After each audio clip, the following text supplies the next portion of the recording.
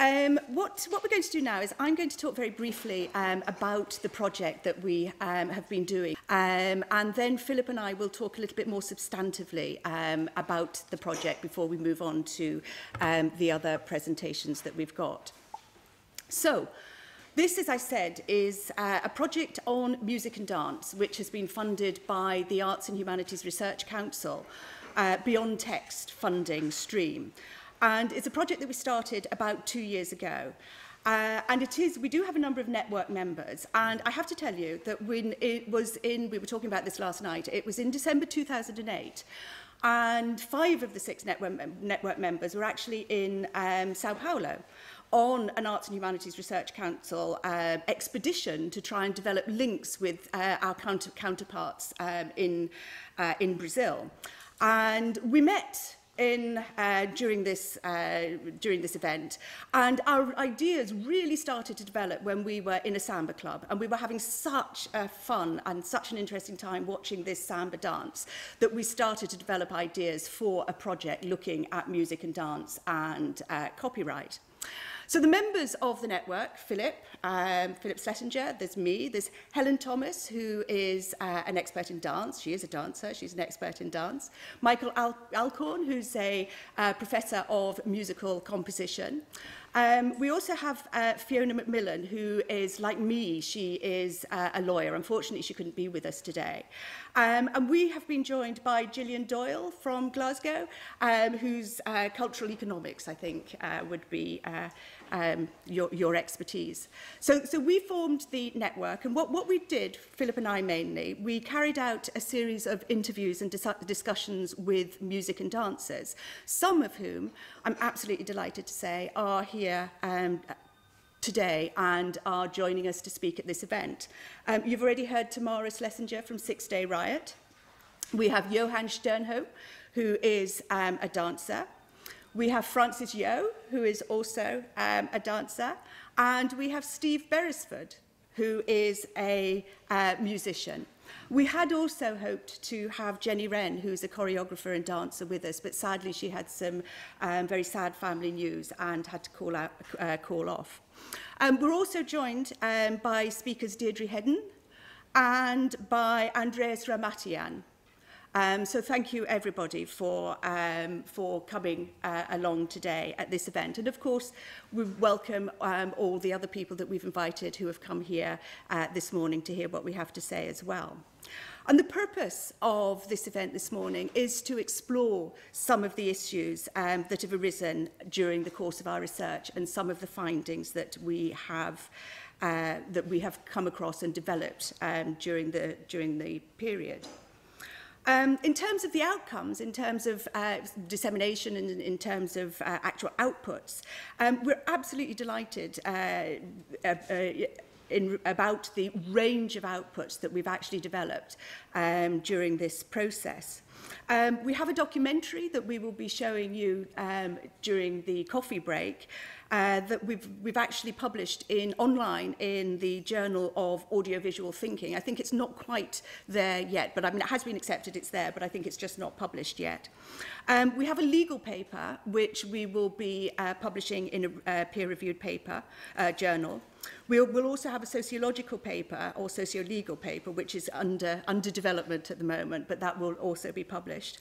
And we will also have a website on which we will be putting all of the material that we have gathered.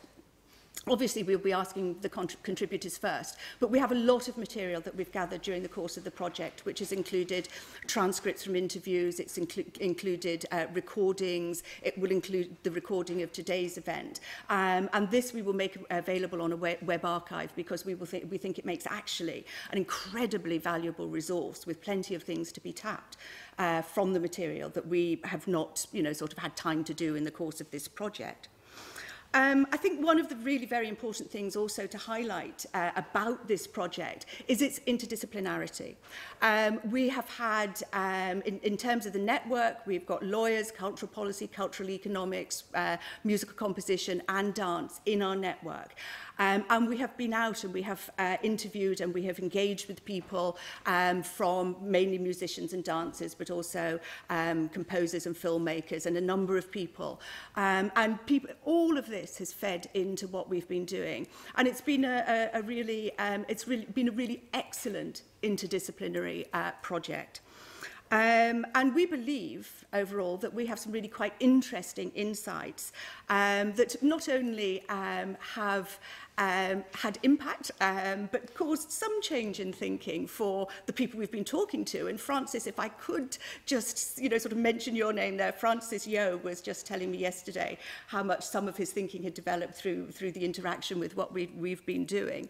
But we think also that in terms of policy making, that what we have to say actually might, sort of cause people to stop and think, perhaps, about how the types of music and dance that we have been looking at might best be supported.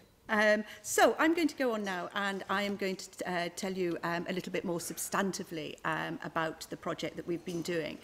And then my focus is really going to be on the sort of legal findings, the copyright-related findings. And then Philip is going to talk to you a little bit about the sort of wider issues that we think actually arise from our work.